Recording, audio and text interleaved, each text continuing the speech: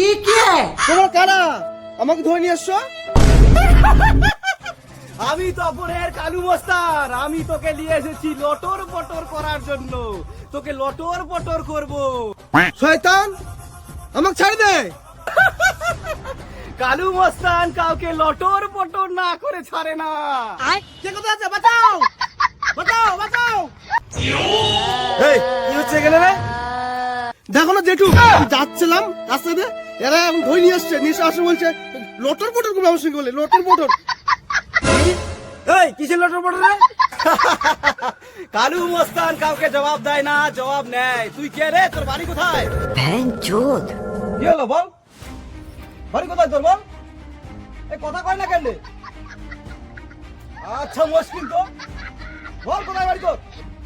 এই Oh my God!